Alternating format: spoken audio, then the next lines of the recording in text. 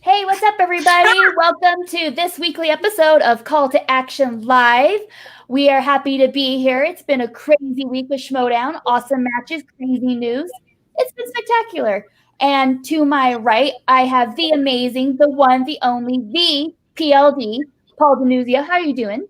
I am doing just fine. Coming out of here off the Action Industries stream, right into class Call to Action. We don't need sleep. It's good to go.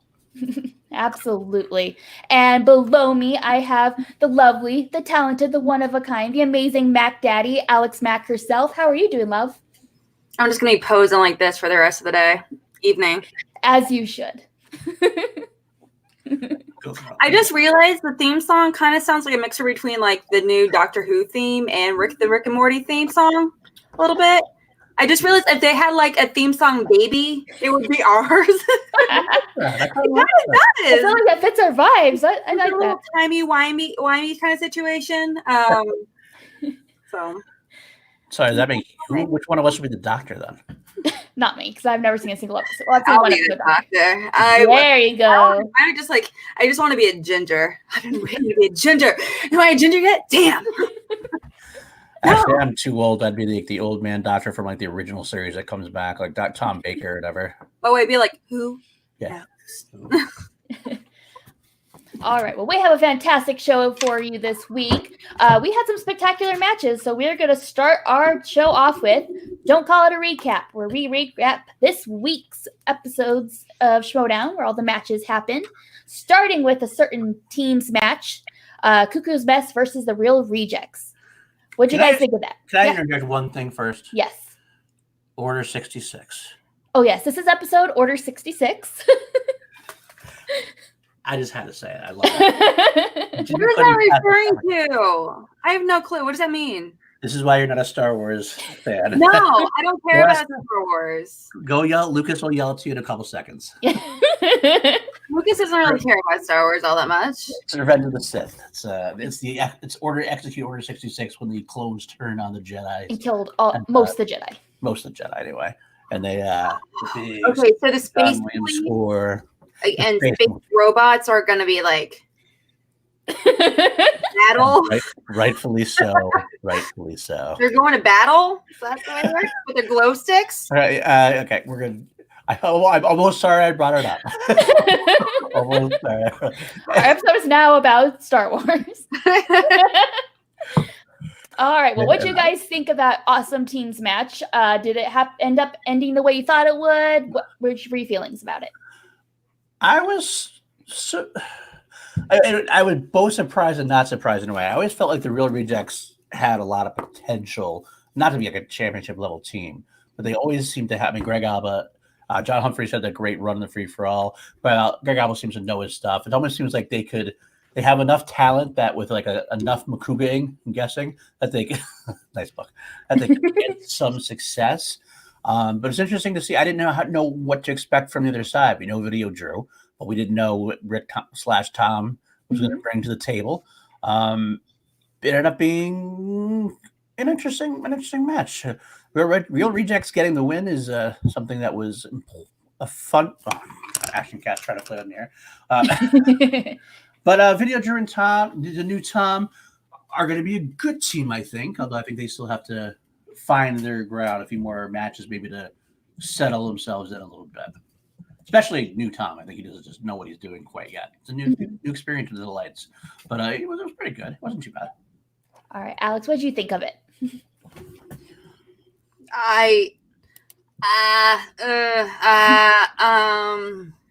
Okay, so I have a lot of conflicting feelings. I'm not gonna lie. Okay, so Cuckoo's Mess, I feel like they're very, very hyped up. almost overly hyped up. So I kind of feel bad for them going into this. Like a lot of teams or individuals can be super duper hyped where you expect like some like you're expecting something astronomical from them. Like I feel so bad for Robert Parker. Right. Like, no pressure, kid. I feel so bad for Tom. Whenever he goes singles, I'm like, oh, poor guy. Whenever that time comes, but regardless, in this, I knew that they were super duper hyped, and so knowing that, I was just like, usually that doesn't go so well. But also, I'm like, Real Rejects. I mean, don't get me wrong, they're one of my favorite teams. I mean, like, look at their record. I mean, come on. So, but when they're good, I mean, you can't deny it. I mean, like they've played a handful of really great matches. I mean, their scores are really, really great. They can go up against the best of them. But it just comes down to how serious are they going to take the match itself. I've never really seen them be serious before, but they've also talked about on their own streams how they're really taking it to the next level this season. Mm-hmm. So I'm really excited to kind of see them really amp it up, but also they won. Oh, fuck. They won. That was the big story of the night. You never would expect. I mean, I almost expect, if you look in wrestling terms, how Christian books the show generally, mm-hmm. there's a strategy to how you do it.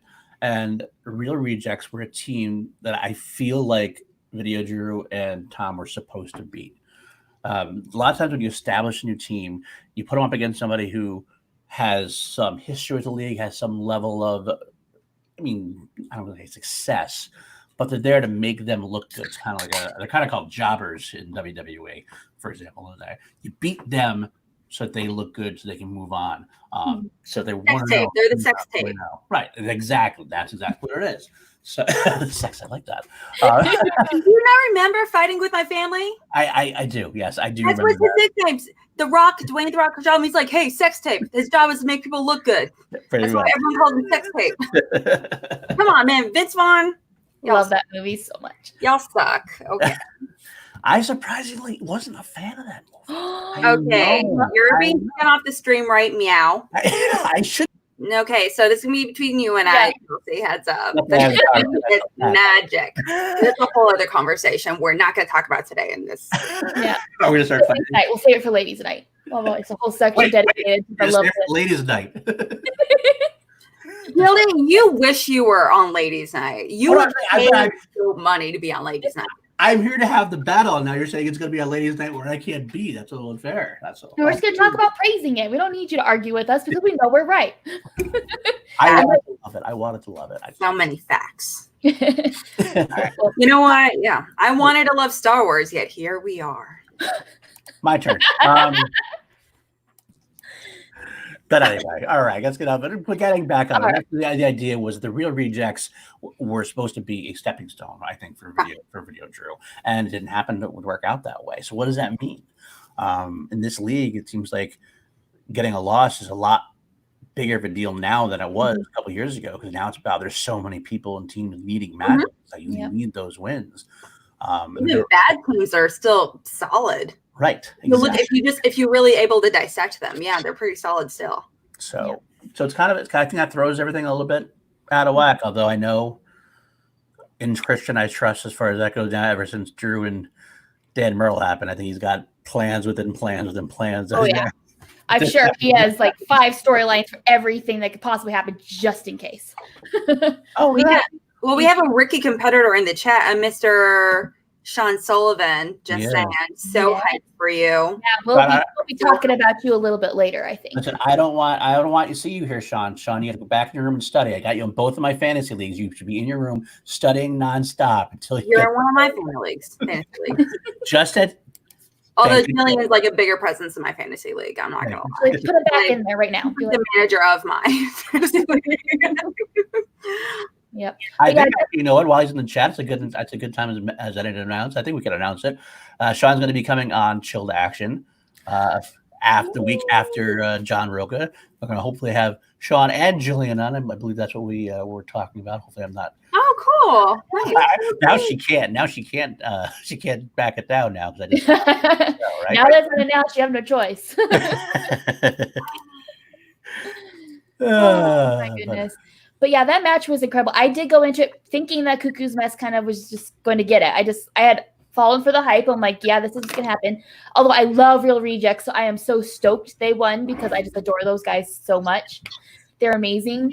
But it was a close match too. It was a really good match. That's one thing. There's been really good matches. There hasn't been any that have been like, okay, it kind of happened the way we thought it was going to, and here goes a landslide, whatever. It's been solid so far this season, and yeah, I enjoyed that match a lot. I am interested to see where both teams go from here. But yeah, it was great. I'm enjoying this season so far. I'm loving the mix up with the new teams for sure. Mm-hmm. Absolutely. I'm really excited. I'm really pumped in particular with Real Rejects because I feel like individually it's so weird. They were like one of the very last people to be selected for the draft. They were like the last round, like one of the like last 5 people kind of situations. And it was just like, and I remember we sat like Kelsey, I remember you, Danny, and we were like huddled in the table behind them. Mm-hmm. And we were like, and once like Greg stood up, he was like ecstatic. He's like, yeah. And we were like, we were so happy. We were also a little drunk at that point, but we were also really happy.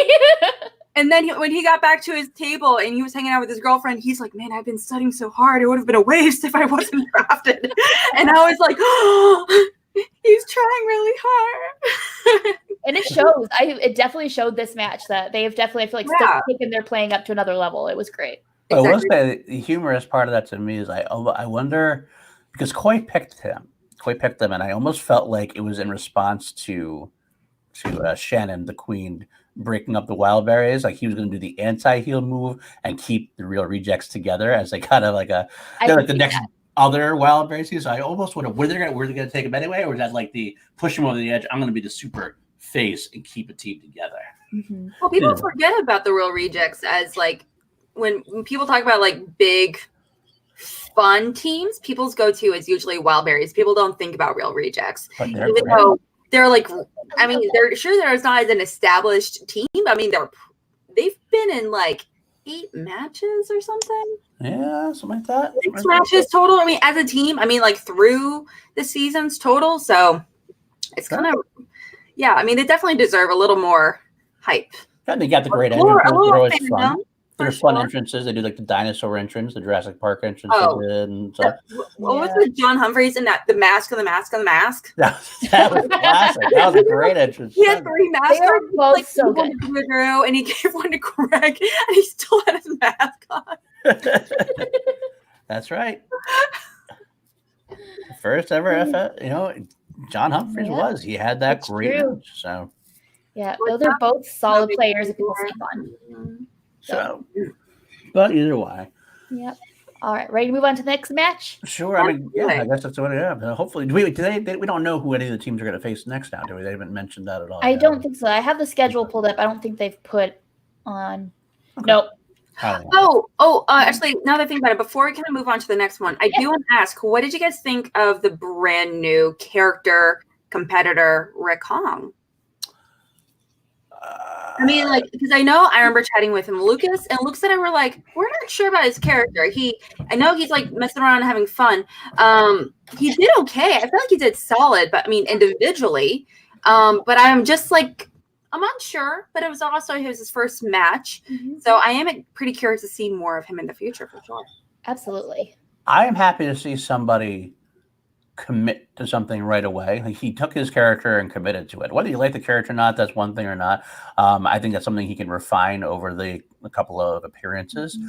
But it's somebody who's going to take those risks and say, "Yep, here's something different than just the regular competitor." And he had to kind of step into the shoes of Tom, so to speak. Like no pressure in that weird, that kind of like character state. But it was good. But he was a good straight man, so to speak, for Video Drew, always calling him Tom and everything else. So and then even Jennifer was just like, that's not Tom, right? That's you, whoever.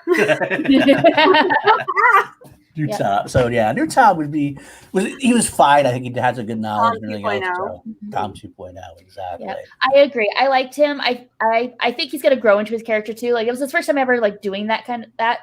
I think as matches go on with him, it'll get even better and better, and their dynamic will they'll learn how to play off of each other. Right. He'll reel some things in, but he'll figure other things out. I think it's going to be fun. So I'm looking forward to seeing his character for sure. Yeah. Well, AJ Lancaster even mentions like Rick and Video have had conversation about putting performance over character in their live stream. So, yeah. I do hope that they actually win their next match, hopefully, so we can actually see more of that, because it would suck to put so much into their character and not actually do very well and to be divided so quickly with such very true great potential. General Anthony Nugent in the chat. We love Anthony Nugent. Yeah, and look at this great chat tonight is what I'll say back to you guys. It's a pretty good chat. Chris Adams says, baby says Rick on was fun. I don't know if the baby was saying anything at the end of the match.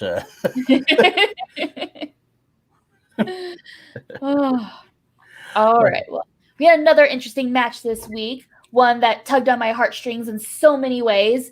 We had the amazing, the fantastic Mark Riley against the goddess that is Janine the Machine. What an emotional roller coaster that match was for me. Two of my favorite people. Two of my favorite people. Those are the worst and best matches. I feel like they both were in a place where they really wanted the victory. I mean, that sounds like a stupid thing to say. Of course, everybody always wants the victory. But I feel like they were really working their ass off. Mark had a lot to prove as far as his singles career went.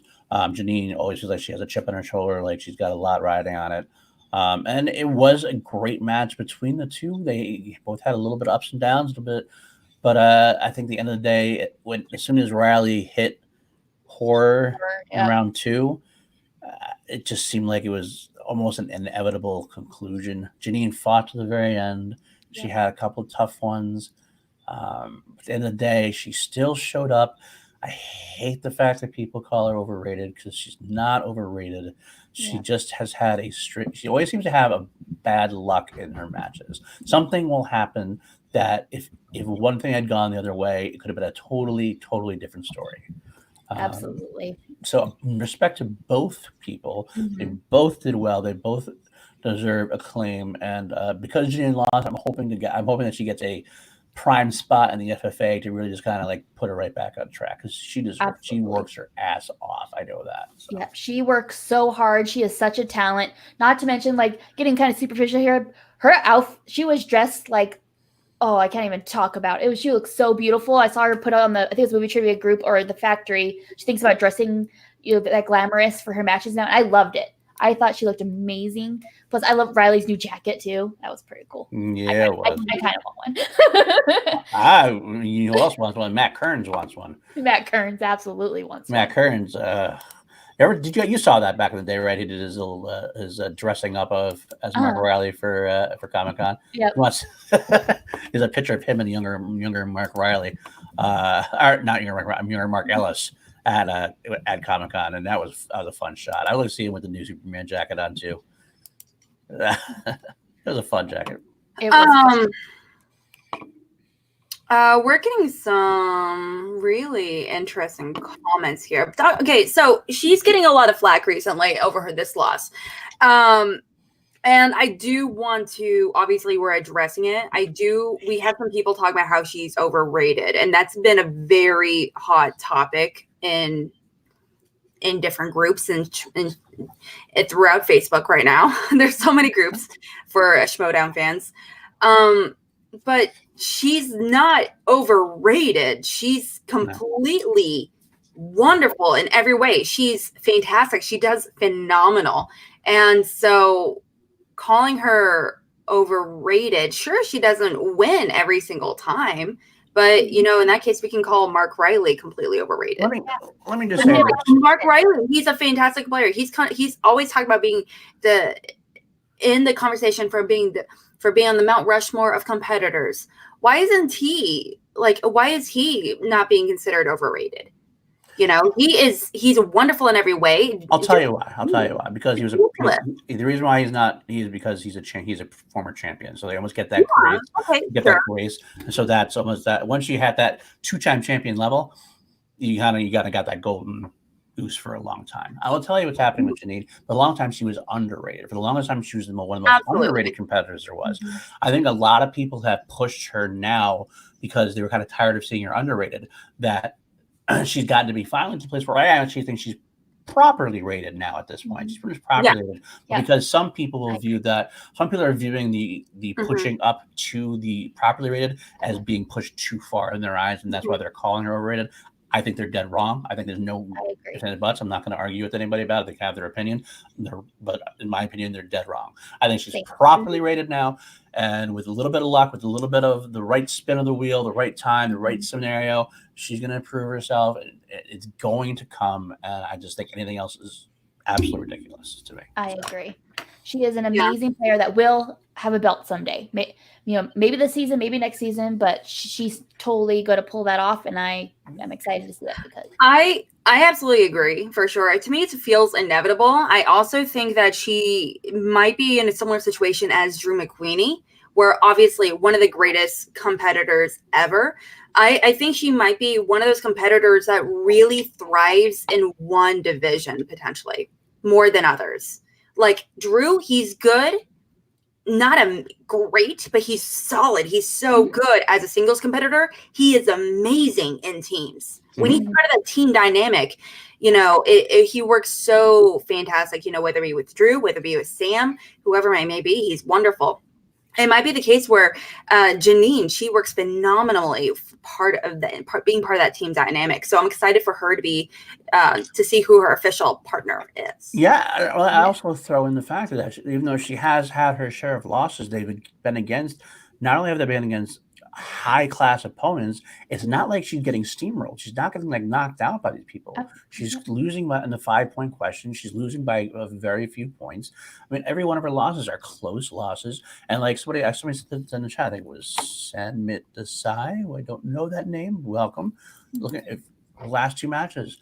Terrible luck. KO rolled Bond, and then Riley gets horror. I mean, this is all stuff that just kind of tends to happen to her. Anything can happen in the league. And if she keeps it up, she's working with Sam and other people in the usual suspects. I think it can only get better for her. I hope to God she just takes this as a speed bump, get herself back up, hit that free-for-all running, and just because you saw what the free-for-all did for Brendan. Yeah. If you can take that and run with it for a while, that can set her right back up and back her the chase. So. Yeah, doing well at the free-for-all is what put Bibbs on his path. Mm-hmm. Absolutely. He was, I'm not going to say, I am going to say, but he was not that great before. Mm-hmm. He started amazing. He did shit for a while, and then he did the free-for-all, and he did amazing during the free-for-all, and it just put him on this new path as, a face, and he started doing amazing after that. It just really boosted his confidence, and everything just kind of fell into place after that for him. On the listener, Danny Coast. Winnie Seibel to his bad luck, and that's a great point. He has had a lot of bad luck until the last match where he scored and he got his win. Mm-hmm. And that's what I'm saying that happened to Janine at some point. Absolutely. I agree. Mm-hmm. So. All right. Any final thoughts on that match before we move on to talking about upcoming matches? No. All right. Well, then we will move on to, stop, speculate, and listen. We are going to talk about some upcoming matches that I am excited about, one of which is happening on Monday, it looks like. A certain person that was in our chat may still be in our chat, Sean Sullivan versus Adam Witt in the Star Wars division. I am so excited for this match. Oh my gosh. Not only because it's Star Wars, it's my favorite division, but I love both these competitors so much. They're such amazing guys, and I love hanging out with them when I'm at live events, and I can't wait to see what they bring to Star Wars since we've never seen them compete before. What do you guys think?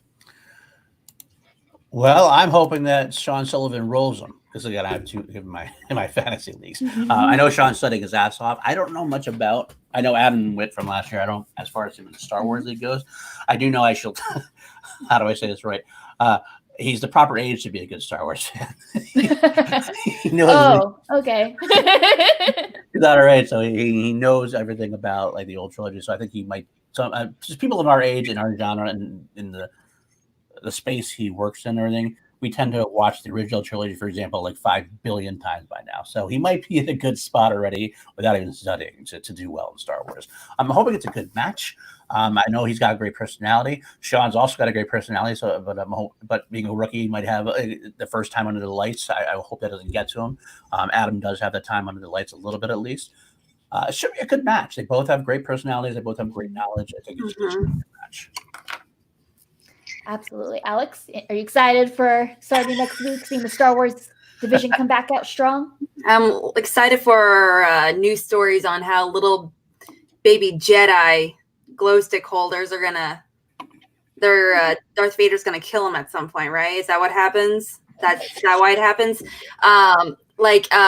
Little baby Yodi is gonna pop out, and then like Hayden Christensen, he's gonna. I already got it once, and I figure if I do it again, Danny's gonna be mad at me, so I'm not. So I'm just gonna look here and just cry for a couple minutes. And Okay, all right. I'm just kidding, guys. Obviously, Star Wars is not my cup of tea. When I watch Star Wars, I am just completely enthralled. Some of my favorite matches of all time are Star Wars matches here when it comes to Schmodown.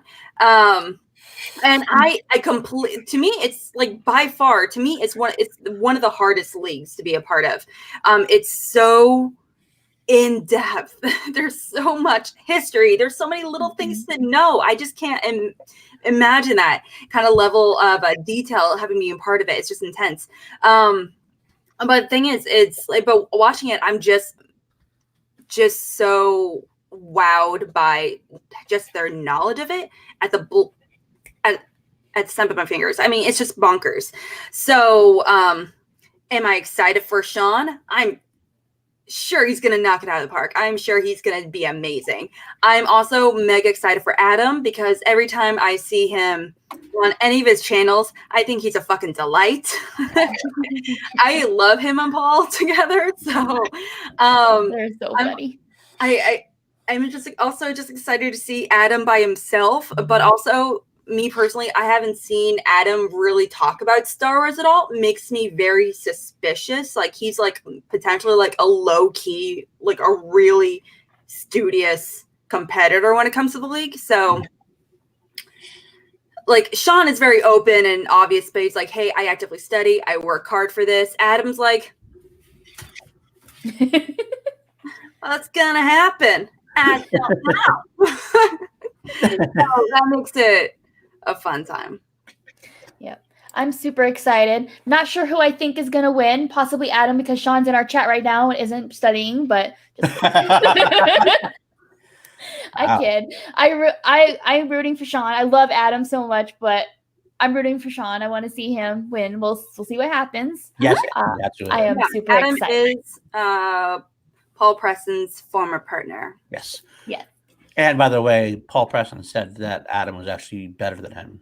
He hadn't shown it yet, but that it was kind of a situation like a lot of people who came to the league later on when Team Action formed and Ben and Drew came into the league. The first couple matches, Drew was the one who actually outshone Ben as far as knowledge went, and everybody was like Drew Ghai. So you never know what's going to happen with these people. Sometimes the first couple matches, it could be the lights thing, could be something else. They actually, even the last movie guys match, Adam had already been showing a lot more knowledge, and he's have a good last match. Now put him into a Star Wars league. I don't know. I'm interested to see. That's absolutely for sure. Absolutely. I just don't want another Sean Gerber situation. Remember Sean Gerber?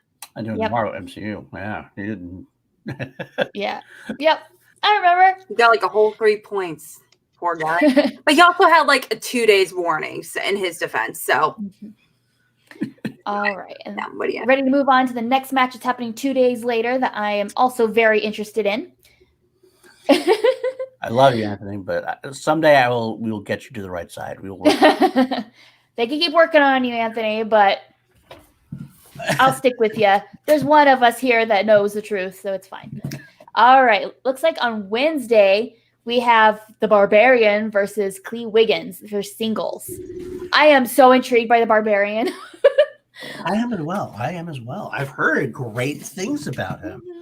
Ethan Irwin was talking him up. Ben Bateman had a lunch with him in New York, I believe it was, and Ben says that he's the real deal. Like he knows things. So, I mean, he's just one of the latest people to be hyped up. So we'll have to see if he lives up to the hype. I know nothing about Klee, to be honest with you. Yeah, I don't either. Oh, sorry. I just want to correct myself. On here, Chase Ghai. I'm not sorry. I'm mispronouncing the name. I thank you for correcting me. It is Bruce Green, not Sean Gerber. I just want to correct it. The one that got like 3 points. Yeah, I know what you're talking about. I'm like 3 points against like 25 kind of thing. I remember now. Yep. Okay, yes, Bruce Green Star Wars match. That's correct. That is. Yeah, that's what I was referring to. Yeah, sorry. Yep. Thank you. Sean Gerber was the Marvel. Thank you for correcting me. Sean Gerber did the MCU exhibition match and killed it, and that's what he had to do. I have no doubt. So. Yeah. But yeah, I'm interested to see not only his knowledge, but his character and performance, seeing him in the cutscenes and just sitting there petting his furry thing that he carries around, and watching Dan pet it too was hilarious. This whole phrasing is getting me a little weirded out now. We're getting called to action after dark. He's petting furry things like that. It's just, let's go on. All right. As long as it wasn't an action cat that he was petting. It wasn't like it wasn't a fur throw made from an action cat. Then I'll be okay. Yeah, but I'm definitely interested to see how Klee performs. I don't know much about Klee, so I'm interested to see what happens. So that's good. That's good stuff there. I'm excited for that match. I think it's gonna be really entertaining. I think it's gonna be a cool match. I'm excited for it. I'll probably be packing while I watch it because the next day I'm gonna be getting on an airplane. But I'm excited to watch it. I know she has a lot of personality. I know she's very competitive from what I've seen her on like movie fights and everything. I love her on movie fights. She's fantastic. I don't know so much about her knowledge, but she is clearly comfortable behind a camera. She's so great. She's so quippy and funny. Just saying. I mean, she definitely has the potential to potentially be a heel. Just saying.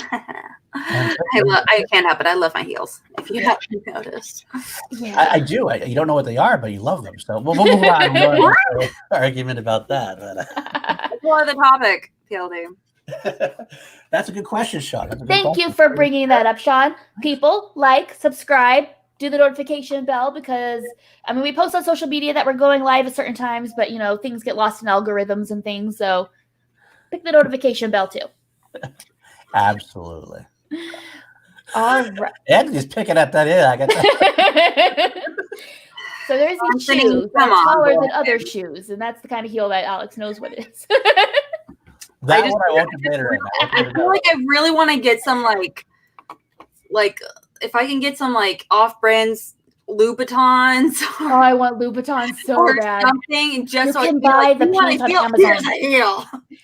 Alex, you could buy the red paint that's for Louboutins on Amazon, so you can make your own. Cool. It's on my crafting list. So when you walk around Louboutins, they are just big. Anyways, and then the next matches are Atlanta, which I'm going to be there, and I'm so excited. Oh, right. So for Atlanta, let's just talk about the inner geekdom first for just a little bit. Alex Damon, you may know him from the Star Wars League. I'm excited to see him in IG. And then amazing Emily. What are your guys' thoughts? What do you think? Starting with the Alex and Emily the Rose match. This is actually a very interesting match to me because I want to see how good Alex Damon is. We know how good he is in Star Wars. Now, as a big Star Wars fan, I almost feel like it's almost, I don't want to say easier to go to IG, but I think he's got a basis for IG that'll make him competitive. I don't know if we're talking like top rate, like Kevin Smets level competitive, but I think he has it in him probably to be competitive at the very least.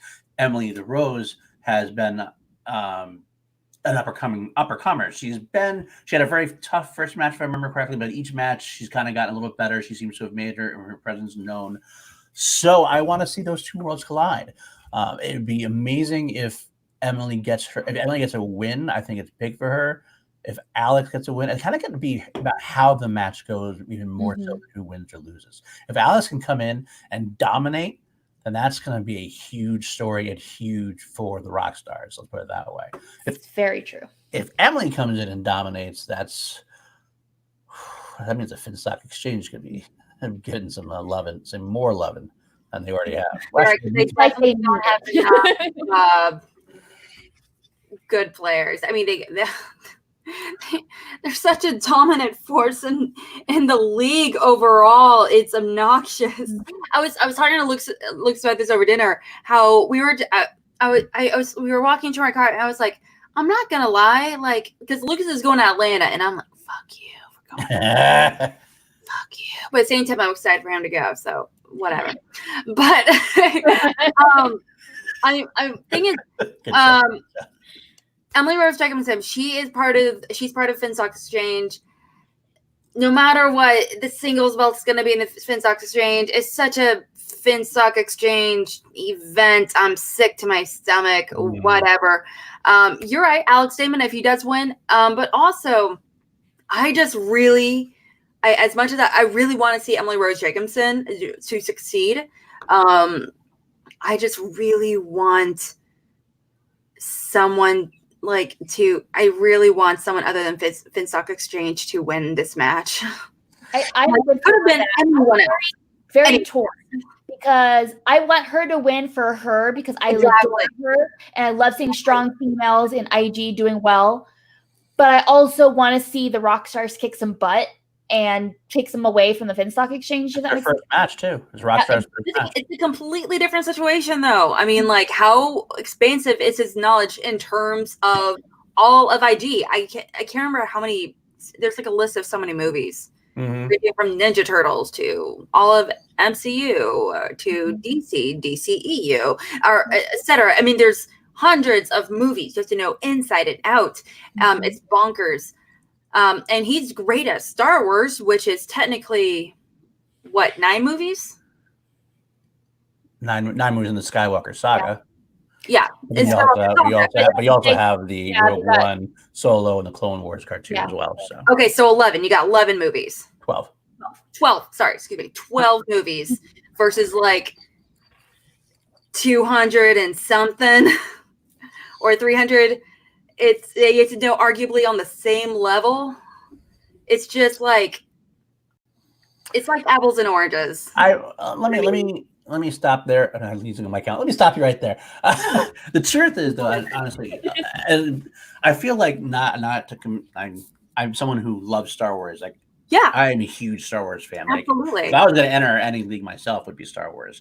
Mm-hmm. I do feel like I know Inner Geekdom very well because it's still in that same ballpark for me. So I watch Lord of the Rings just as much as I've watched, almost as much as I've watched Star Wars. I've watched Harry Potter almost as much, not almost as much, but it's in that same realm. So I feel like if you have that Star Wars knowledge so deep, you're so deep in that Star Wars knowledge, along the way, you've probably done a lot of the IG work already. So I think he has a strong basis of Inner Geekdom already there. Now, if he decided to, he's had his couple of months now. And Christian said, we're going to put CJ wants to go on TV. He's made that decision. Do you think a couple months is going to make him as good as Chandru or Hannah? If he's had a couple months of he's knowing he's going to be in the IG, I think that means he's been thinking about doing it longer than a couple of months. I think Christian's had it on the docket that he's going to enter IG. I think it's been in his head that he wanted to enter it even longer. So I think he's had a lot more time. Because he already has the basis, which is it's over 300 movies.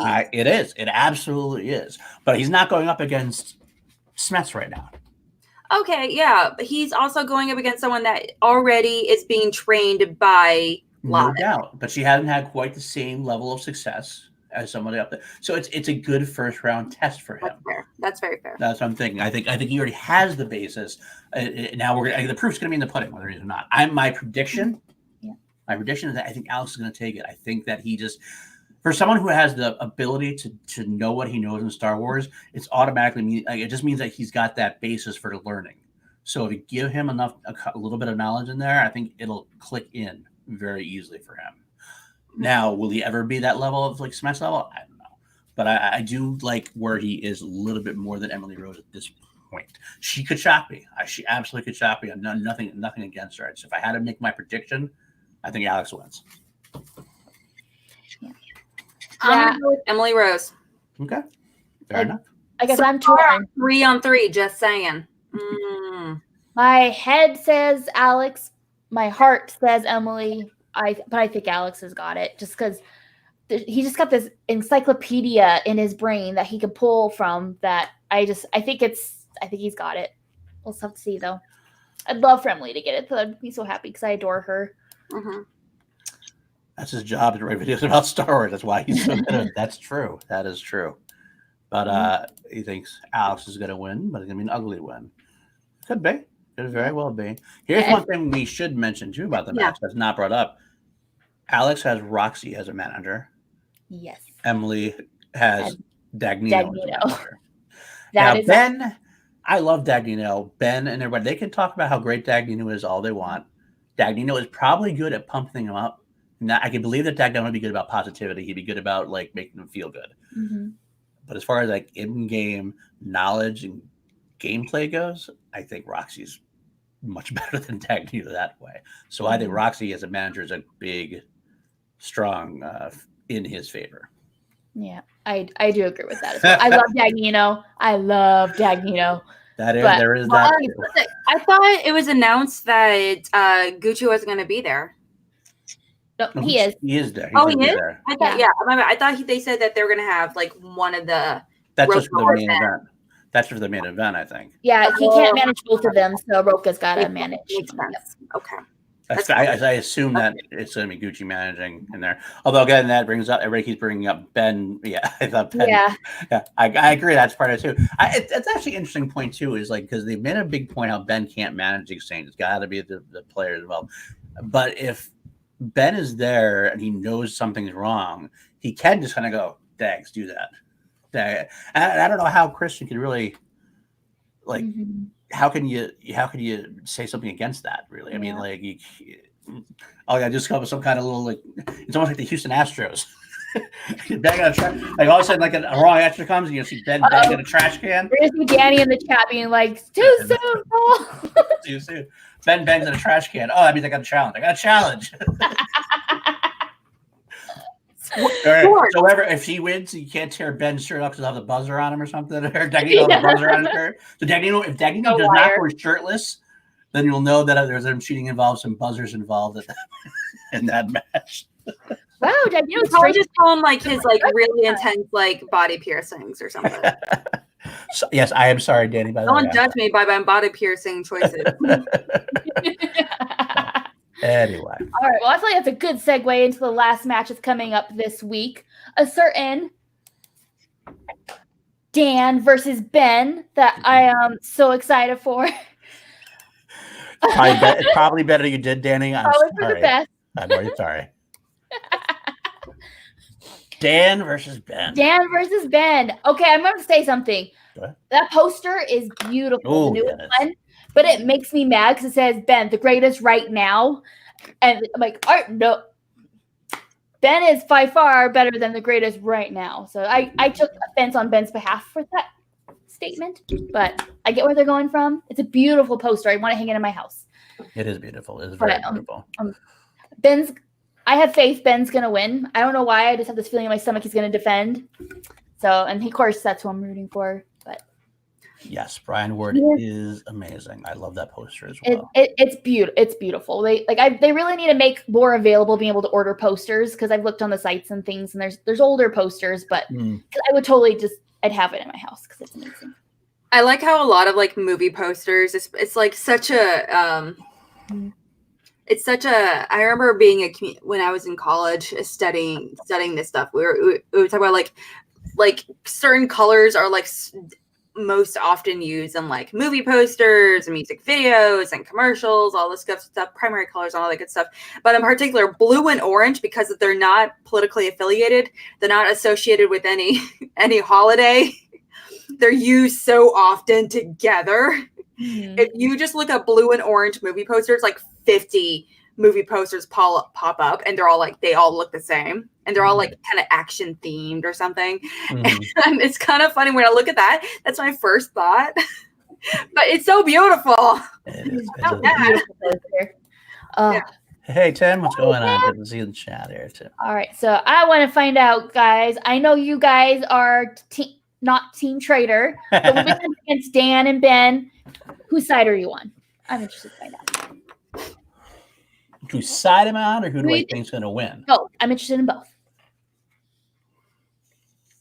This has been the hardest match. Alex, go ahead. Why don't you go first? Ladies first.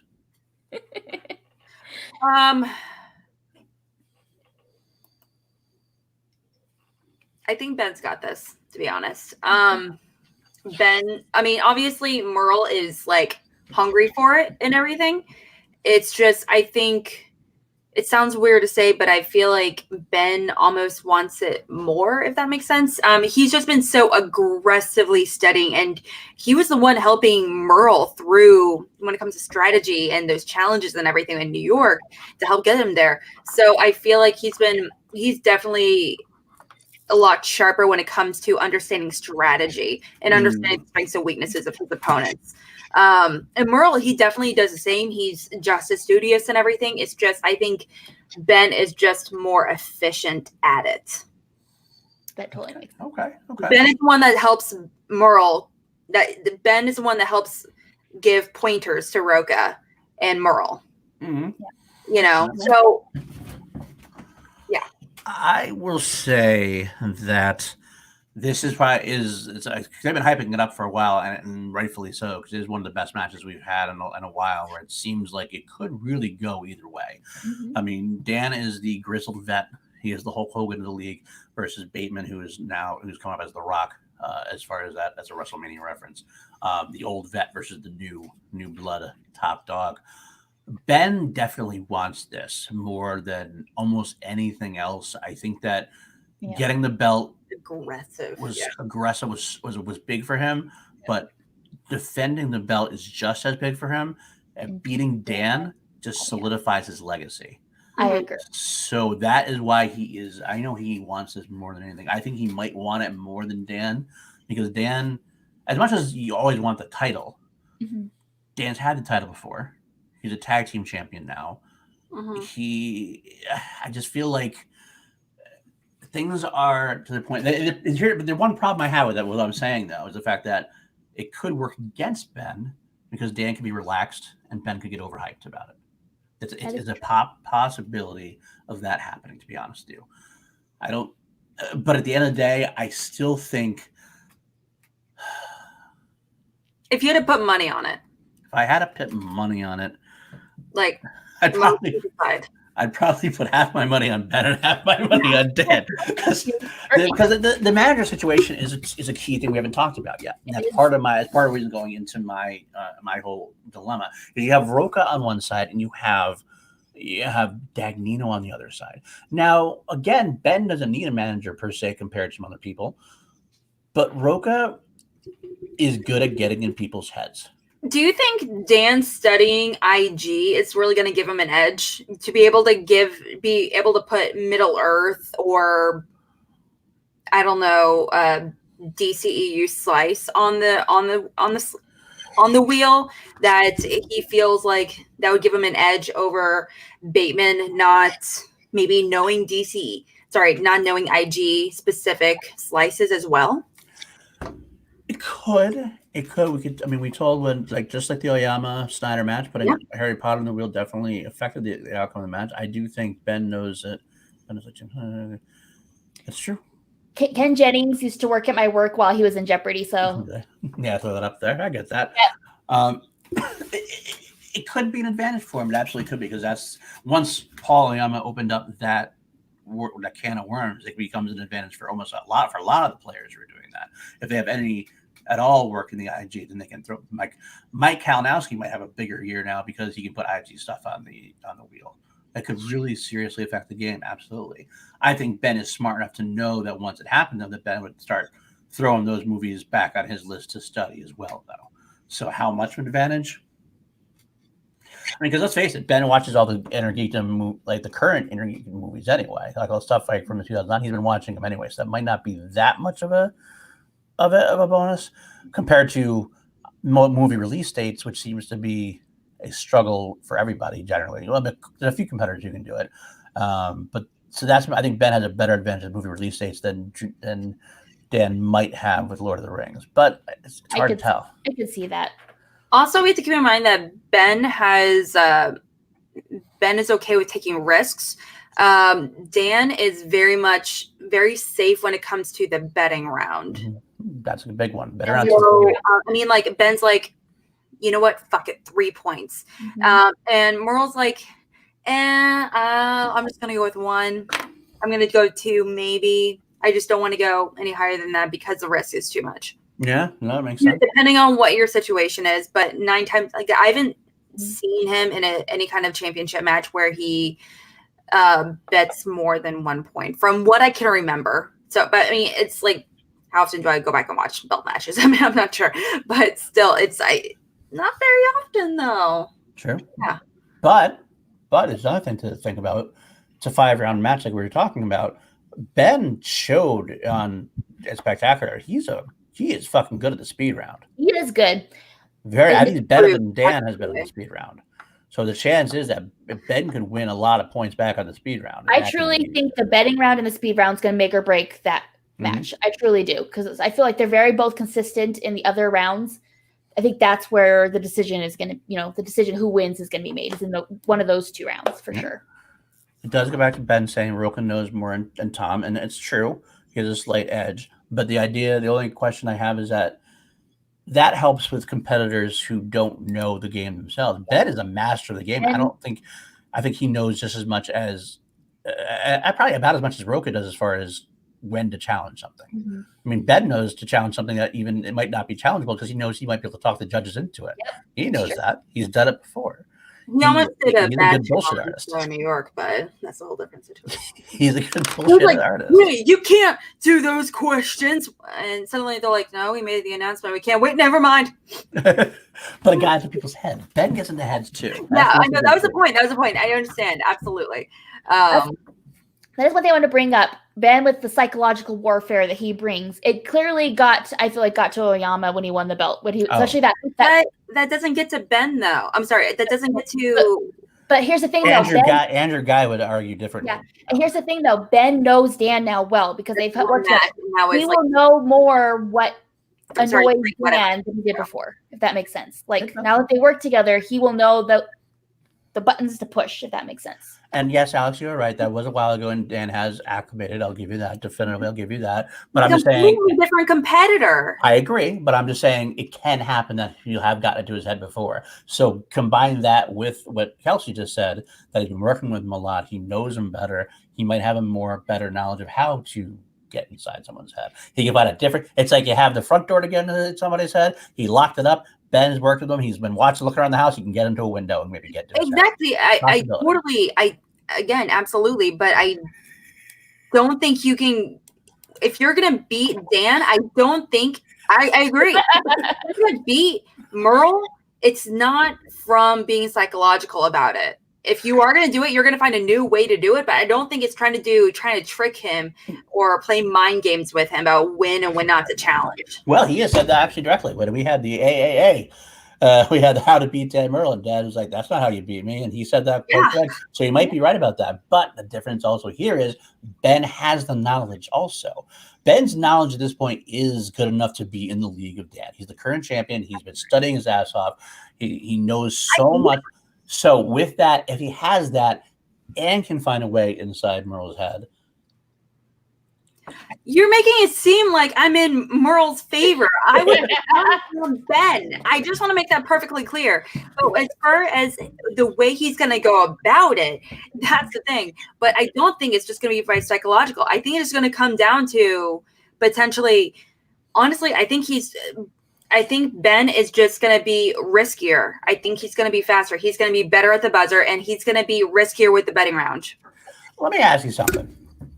And there's something in my head. The issue was brought up about the whole Roken managing versus Daniel managing. Now, that was kind of known for a while, supposedly, in their chats. I'm going to float some theory out that this is not any knowledge I have, but I'm kind of curious. Why did it all of a sudden become an issue? Is it because Ben was like panicking a little bit about it now as it gets closer? Or was it just a way to maybe disrupt everything a little bit so that Ben could kind of distract Roka and Dan. I almost feel like, is it a mind game thing? Because then Ben came back and said, you know what? It's all good. You're right. Do it. It's almost like, here's the thing. Get it out there. Get it out there. Throw monkey wrench into the situation, and then be a Ben step back and go, you know what? It's all good. I can beat Dan on my own anyway. It's almost like I don't know. I kind of had this feeling like there's a little bit of a gamesmanship thing going on. It could be. I would put past him. That would be, and Roka too, for that matter. Roka's definitely got that much in him. There's a time, if you remember correctly, back in the day when it was all team action versus Roka. Roka did something when he beat Drew.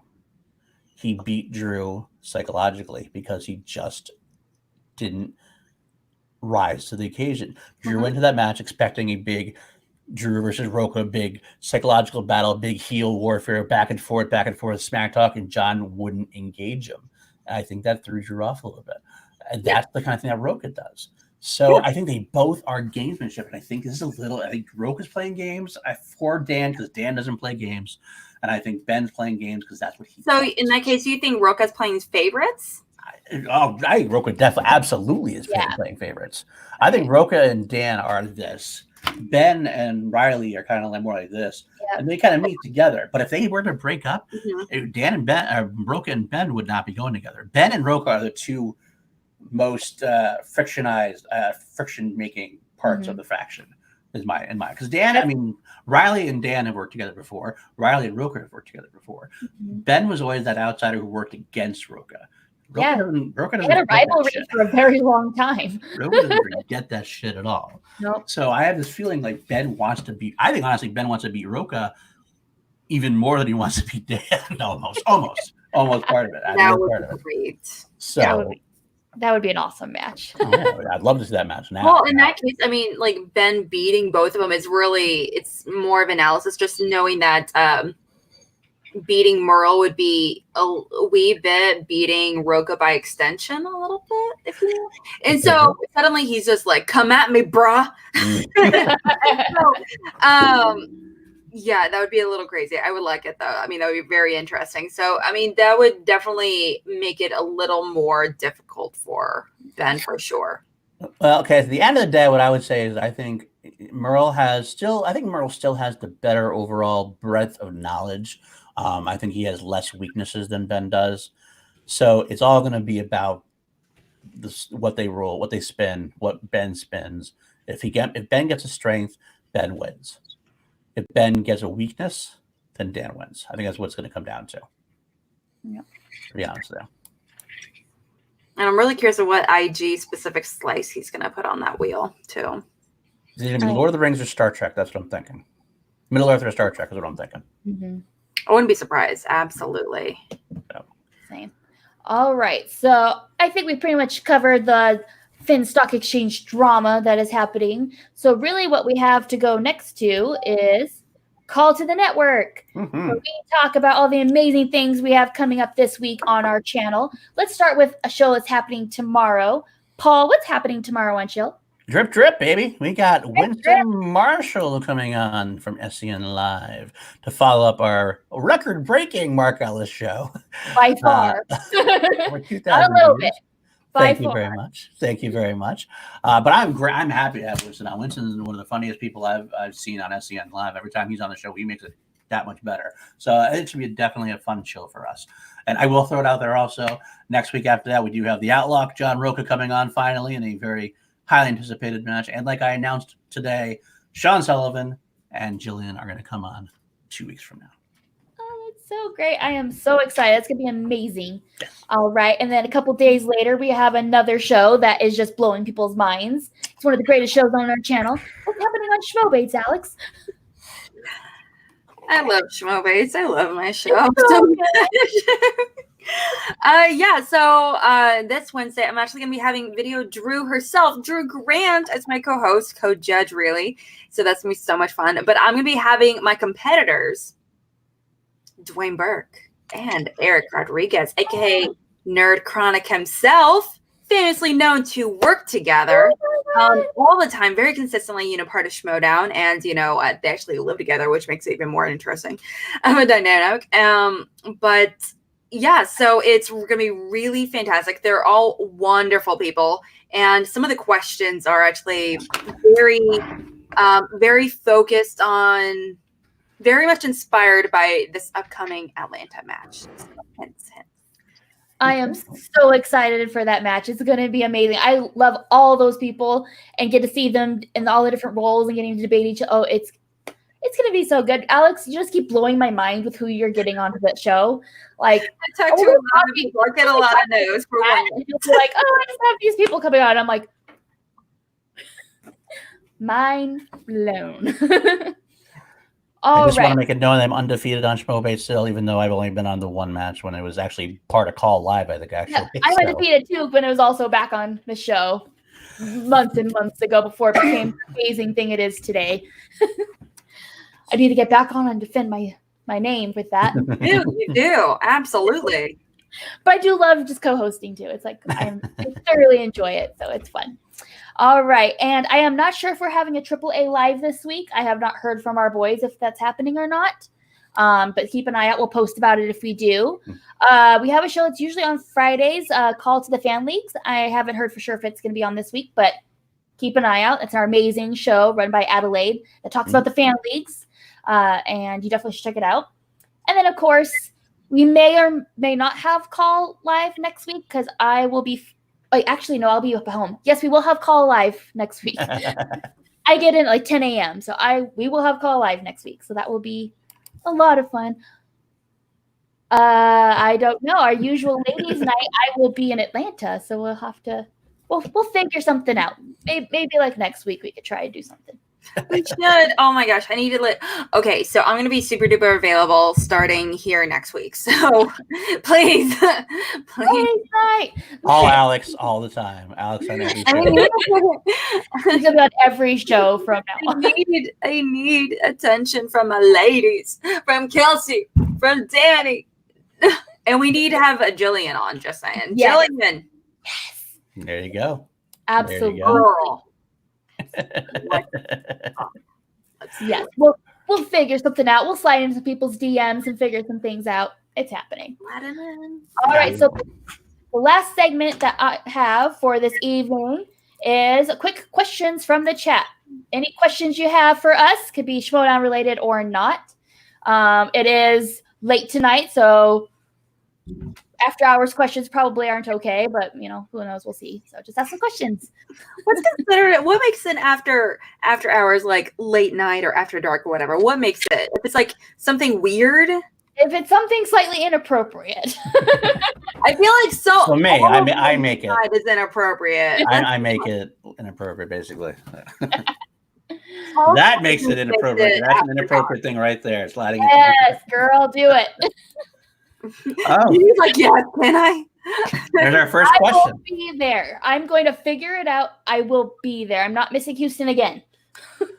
Once you get the details, I'm so excited. And I was just like, I made a meme this morning, like the moment I woke up from bed. Once I woke up, I was literally in bed, like waking up from my alarm, and I'm like, no, I gotta make this meme, and I gotta post it to Twitter. That's it. That's my alarm voice. Hello, make a meme. To my tweets and the Twitters. Houston was amazing. I wish I could go. I'm not going to make it, unfortunately. But Houston was where the Action Army kind of solidified. This generation, the Action Army solidified with that first match. What we are today. Was exactly what it was. So I'm very sad that I'm not going to be able to be there. It should be amazing, especially if it's going to be in the wrestling ring again. I kind of wonder what match could possibly be in the wrestling ring that would make as much sense as Ben versus Drew did. I have a couple of thoughts. I don't want to say them yet because I want to hopefully see what happens. But Houston is a great event. The Adams brothers are there. The Cinefanatics are there, and they make for a great time as well. We love the Cinefanatics here, and the Cinema Fanatics, and the Cinnamon Fanatics, and all those different. All those guys, they're all great. They're amazing guys. Yeah, I cannot wait to see them. General Mutana, what is an after-hours question? Well, there's a lot of them we talk about. It's usually involved in, again, something inappropriate. I don't know. I mean, like, I'm not gonna lie though. Dwayne posted our first after hours, whatever thing. If I can see if I can find it real quick. Oh wait, Would you rather have penis fingers or testicle toes? That's a hard question. Good job, Dwayne. Penis fingers. Yeah, I think I'd have penis fingers as well. I don't want to step on Would my it be a balls. circumcised penis or no? Is it like an Irish-sized penis or like a Or like magnum size. Like, I don't know, how the would you testicles, write? the How would you just, testicles. like write words? You step on your balls. and Would that's they what would they hurt. be circumcised penises, fingers, or non-circumcised? Well, washing your hands every day might be interesting. It'd be a lot of fun. Would your hands get erections? They get bigger. So when you need to like get something, like you're like, okay. Would you have like hand pants? What I'm trying to say is I go with testicle toes. I think hand pants are called gloves. Easier to hide, I guess. Wow. There's so many more ways we can go here, but I kind of feel like this is getting very dangerous. So. Let's jump to the next question. All right. It is not about testicle toes or penis thing, but thank you, Anthony, for plugging mine. You should have a special segment on it. Oh. I will, if I get a chance, I'll plug. Thank you, Anthony, for asking. I do have a new channel I've developed called PLD Projects. You can search it out now. It's going to have little short form shows, 15 minutes or so, about Star Wars, the 1985 show V, which I love, shows about Queen, shows about the Harris dance, Ed Harris. And I will also be having a show called Generally Speaking, where me and Billy Belford are going to be interviewing you, Action Army fans. That's part of the idea. So look for that as I develop it. Thank you, Anthony, for the question that lets me do a cheap plug like that. Next question. Why aren't you going to Atlanta, Alex? Why aren't you going to Atlanta? This upcoming week is my last week at work. And Saturday is literally my last day at work. So what she's saying is not Atlanta, but every other live event afterwards, right? Literally. Lucas and I are actively trying to move to Ireland, and we got a lot of stuff we want to do beforehand. We got a trip. We're trying to plan a trip to Thailand here pretty soon. We're trying to visit a whole bunch of cities. Before that, we want to go to Ireland a few times to check out actual places to live. Or we do want to live in Cork? Do we want to live in Dublin? I don't know yet. So we have a lot of stuff we want to plan beforehand. So I was just like, yeah, you know what? I don't need to work. I don't want to work. Whatever.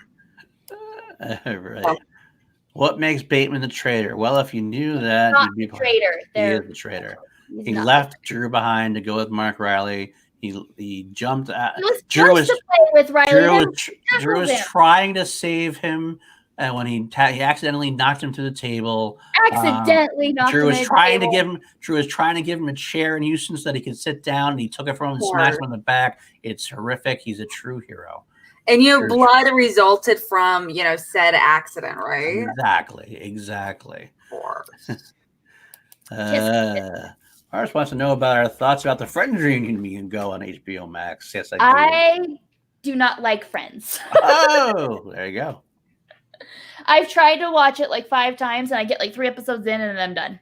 I just don't like it. I fucking hate that show. Wow. Thank you, Alex. Yes. I fucking hate that show. That show is homophobic. It's anti-feminist. It's transphobic. It's racist. It's so bad for so many reasons. And my thoughts is, it's so funny. Okay, so my dad's a paleontologist, right? So I've grown up my entire life surrounded by dozens of paleontologists. Ross is not a paleontologist and they're all assholes. And they're all assholes, like active assholes, like Phoebe. I scratched that. Phoebe is the only one where I'm like, girl, I like you can do better. You can do better. Go get you some friends. But go find your friends. Ross is an asshat because he's freaking out because his son is like 2 years old, and he's like, I kind of want to hang out with this Barbie, and he's like, no, G.I. Joe, and you're like, dude, what the fuck? Calm the fuck down. He wants to hang out with the Barbie. Calm down. And he's like, do you guys? These books are on lesbianism. And I'm sorry, I can't stand that show. They're all horrible people. It's awful. I loved the show back in the day.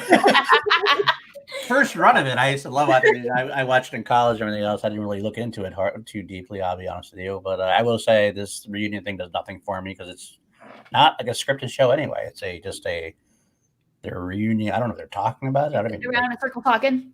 Like, well, I don't know, whatever. It does nothing for me. So that's just it.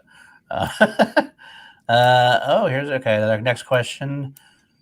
Just as a square, what is the call to action origin story? I got to be honest with you. None of us here are really completely. We're not origin people, so just talk to Adelaide or Danny or Danny or Danny. Actually. Yeah, you would have to definitely have. There should be an episode like dedicated specifically. That'd be cool. Yeah. Maybe that's an idea. We could do like our own little like biography episode with the history of call to action. I will say I know that basically it started as a heel podcast, just like Team Action. It was the idea, I believe, and somebody can correct me if I'm wrong. The idea was to be just like Action is. We were supposed to basically come in, insult the audience we were talking to, talk just like Team Action did to the fans. We did the same thing as a podcast. And we kind of evolved since then and developed them. We still do it every once in a while. It's still part of our vibe. But the actual full-on origin story, I'll have to talk to the other ones about that. I'm sure they have a great story to tell. For sure. Let's see. Thank you, Sean. I appreciate that. Awesome. PLD, my favorite Ed Harris question. That's a different story. I don't know if we haven't had many Ed Harris questions in the Schmodown. I'm going to say definitely the one about The Rock, just because The Rock is a special place in my heart. So it was the one questioning about General Hummel being in The Rock at that point. All right. There you go. Daniel said that. Got it. Oh, I wanted to let you know, Paul, Kelsey. Okay, so Mike Duncan, that schmuck, him, and Bethany. I actually love these people. They're wonderful. I love them. Deacon. Yeah, Deacon. I'm sorry. I did say Duncan. Sorry, my bad. Okay, so Mike, he was like, we were talking about because he and him, they're going to meet up and, for Action House. It's going to be fantastic with Lucas. It's going to be great. And then he starts talking smack about him and Bethany are like the best schmodown couple ever. And I have some thoughts. How dare he assume that him and Bethany, the most wonderful people on earth, actually love. They are the most wonderful people on earth. Everywhere. assume they are the schmodown couple. Because how dare they? If anything, Lucas and I are the schmodown fan couple ever. Thoughts? Just saying. I'm going to argue that me and my invisible husband, Adam Driver, are the best Schmodown couple. So we're the cat. Yeah, me and my cat, Kylo Ren, are the best Schmodown couple. There we go. I'm not gonna lie, and Dwayne, yes, I am the podcast. The podcast is me. Lucas is married to the podcast. So in a way, we're all married to Lucas. Yes, absolutely. We need to have a Schmodown couple off, Schmodown couple trivia off or something. I don't know. That'd be hilarious. Determine the best Schmodown fan couple. That'd be best. I like it.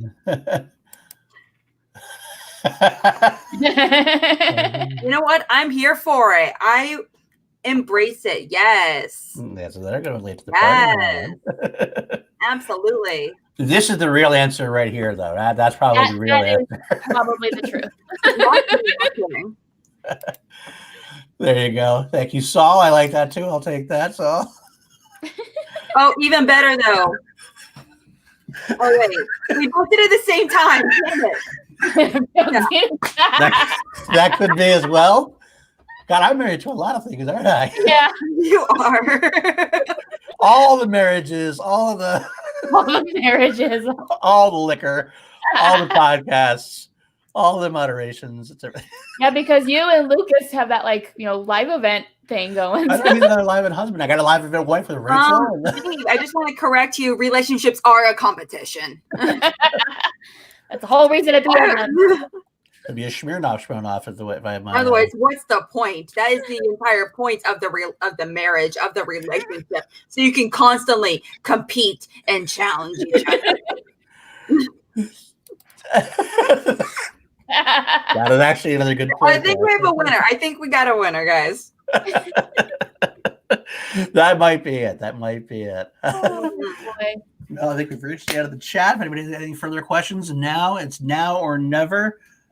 While we wait to see if any last questions come in, I think it's probably time we can plug some things. Paul, PLD, where can people find you? You can find me at Paul_Janine on Twitter. You can find me at patreon.com/Team Action. Help keep me employed. They've just had my 1-year anniversary of running the Patreon for Ben and Drew, and we've revamped it a little bit. Got a couple of big things coming up. The General's Bunkers we did, which are awesome. The Captain's Cabana, a lot of private chats we're going to be having with Ben and Drew, as well as the Action Rewind, where they're going to go back and watch all of their matches along with you if you're at the Sergeant's level or above at this point. And then also, like I said, like Sean and everybody else has subscribed to now, PLD Projects on YouTube for my new stuff. I'm going to be rolling it out slowly, so be patient. I do a lot of stuff in the meantime, so we'll go from there. I think that's it. Where is Action Cat? That's the good question. Where is the Action Cat? Which one, actually? Which couple of them? Give me a hot minute. Let me see if I can find one of them. I know one of them doesn't like being held, and he's like the rowdy one, but he's like knocked out cold. So mine was already bumping and ripping my leg apart earlier, so he might not come around anytime soon. All right. Well, while we're fetching the Action Cat, I'll plug my stuff. You can find me at KelseyKins90 on Twitter and Instagram. You can also find me on the Call to Action Podcast Instagram and interact with me there. We have merch on TeePublic. Check it out. We are working on some designs for some new shirts. We want to make them look really cool, though, so we're still working on them.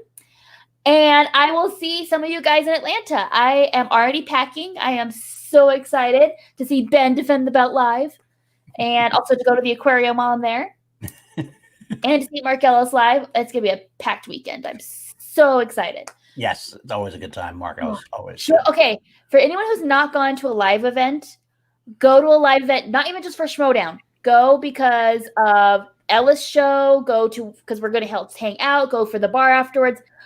The community is the reason to go to the live events. So absolutely. Do it. Absolutely. And we've got Action Cat. And if you go to an event that Jake Yakoveta is at, you're guaranteed to get a bunch of shots. So yeah, you are going to get plastered, and so it's worth it. So please go. There is Action Cat. It's Luke has mentioned it. He's like when it talks about. Okay, fine. I'll put you down. Jesus, Ranger. Okay, so it was the Smets Kalinowski match over the summer that switched him on into liking Schmodown. It was the live event that made him turn into a real fan.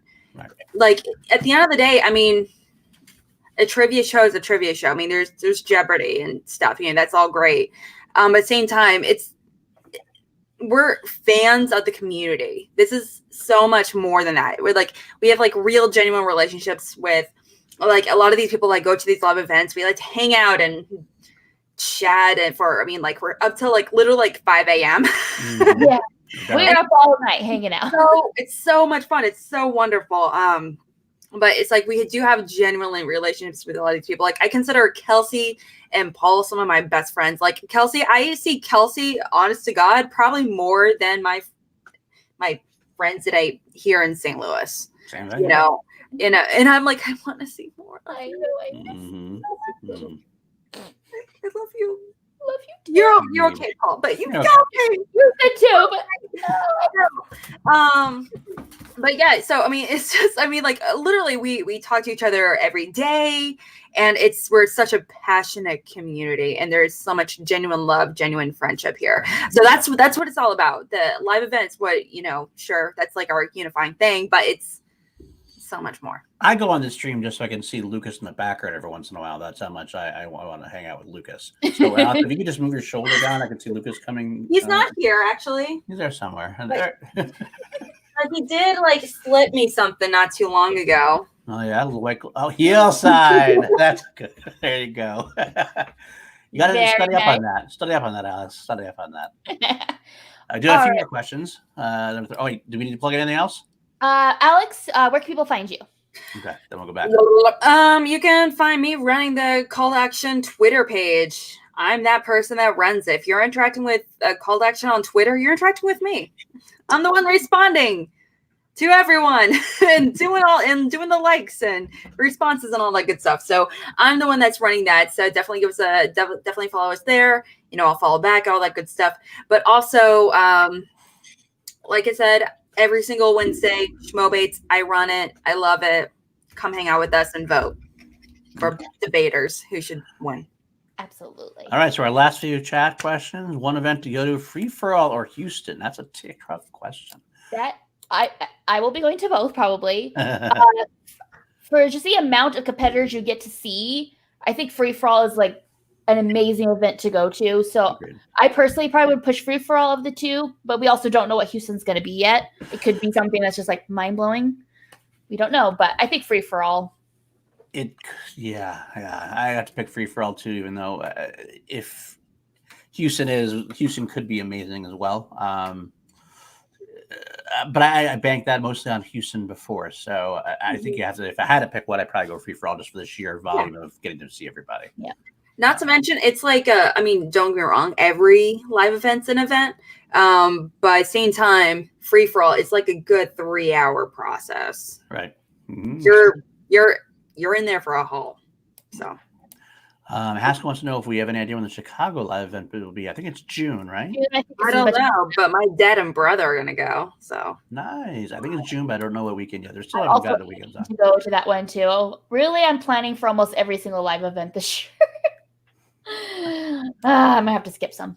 Not a question, but we appreciate the comment. Yes. Let's do it. C2A 1K. C2A 1K, get us there. We're super stoked to be able to get to that number. So let me see. Anything else? I scrolling down. A lot of Action Cats, a lot of C2A 1Ks, lots of Chemist in the there you go. Chemist in the Shashaks have to buy FFA ticket now. Oscar Romo. I will be there with my children as well, so it's going to be fun. I think they're excited. June for Chicago as well. Christmas going to be up in Chicago? Christian said June is probably in June, and that's what I said too. Got it. Good. This is time for our anniversary then. Perfect timing. Who is that one dislike? I'll find that person. Thank you. We'll get General Rizana on that. Of course, the joke is on them because thumbs up or thumbs down, it helps the algorithm either way. So either way, thumbs up, thumbs down. I don't really care. Yeah. But also, I just do want to let you guys know, if you guys actually go to a live event, let us give you a nice hug. I mean, we are good huggers. We are huggers. We will chat your face off. Yep. And whether you like it or not, you'll be Action Army after. And I will drink with you. I will drink with you hardcore. Let us just be in your presence just because we're amazed that you're here. Indeed. Absolutely. All right. Does Action Cat have an Instagram? Actually, I should probably send you pictures, Kelsey. Yeah, I'll just put Action Cat on our Instagram. That's all we need. Okay. Be on our Instagram. My kid's very photogenic, I have you know. That is very true. I get that. We get that. Luckily, my wife gets it now, but try and tell anybody else about it, they don't get it. Yeah. And yes. You're trying to find a boyfriend or girlfriend because then you'll be like, I love this thing. And the eyes just glaze over and they don't get it. Like, it just sounds so dorky. It sounds so... Or if you actually show them a match and they're like, oh, I get it. Yeah, what's it? What? So they hear about it? Yeah. So it sounds so dorky. And then right there below, that's another one of my wives. She's my work wife. So that's another person I'm married to. And literally talk to you guys actively 3-4 hours a day. Yeah, like actively. Like where we're like messaging back and forth and I'm like reading your messages and stuff. I talk to you guys more than anyone else in my life. Bonkers. Like I talk to you guys more than my parents, my family. Probably myself. Not kidding. I talk more than my children. They want nothing to do with me. Like, mom's a dork. We're just going to go play with our toys and just ignore her. So I talk to you guys more than them, too. My Italian father just keeps asking me, you got to make any money from that? Okay, Dad. Don't worry about it. All right. Unless we have anything else, I think that's probably our show. Thank you so much for joining us this evening. It has been a blast. We always love hanging out with you guys in the chat. and we will see you next week. So we'll see you tomorrow night on Chill for see Wednesday. you tomorrow night on Chill. I'll see you in the chat. Love you guys. Bye Thanks now. for hanging out with us.